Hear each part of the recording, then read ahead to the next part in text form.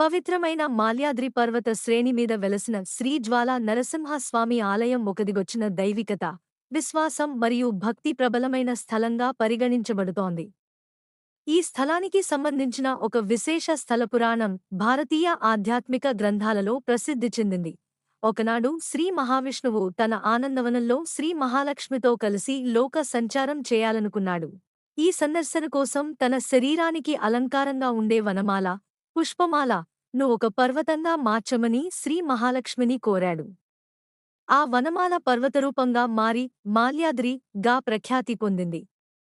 ఈ మాల్యాద్రి పర్వతం తనలో అనేక రహస్యాలను, మహాత్ముల తపస్సులను, దేవతల దర్శనాలను దాచుకున్నదిగా కథలు చెబుతాయి.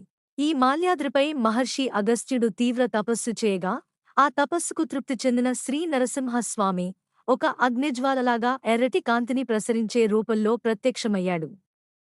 అందుకే ఈ స్వామిని జ్వాలా నరసింహుడు అని పిలుస్తారు. ఈ రూపంలో నరసింహుని దర్శించడం భక్తులకు ఆధ్యాత్మిక విమోచనగా భావించబడుతుంది. ఇతర విశేషాలలో శ్రీ మహాలక్ష్మి స్వామిపై కోపంతో కొండను విడిచి వెళ్ళిందన్న ఒక ఆసక్తికరమైన పురాణకథ ఉంది. ఆ కోపం కారణంగా కొండ రెండుగా చీలిపోవడమే కాదు, మధ్యలో ఏర్పడిన గ్యాప్ ద్వారా ప్రస్తుతం భక్తులు ఇరుకైన మార్గంలో నడుచుకుంటూ స్వామిని దర్శించగలుగుతున్నారు. ఆశ్చర్యకరంగా, ఈ ఇరుకైన మార్గంలో లావుగా ఉన్న వ్యక్తులు కూడా సులభంగా నడవగలుగుతున్నారు. ఇది భక్తులకు ఒక అద్భుతమైన అనుభూతి.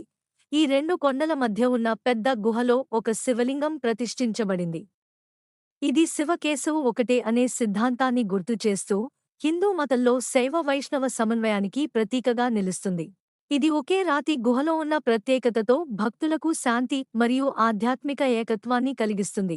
ఈ ఆలయం వారంలో ఒక్కరోజు, శనివారం మాత్రమే భక్తులకు తెరిచి ఉంటుంది.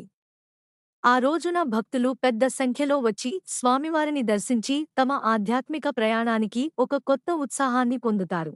పాంచరాత్ర ఆగమ శాస్త్రానికి అనుగుణంగా ఇక్కడ పూజలు నిర్వహించబడతాయి.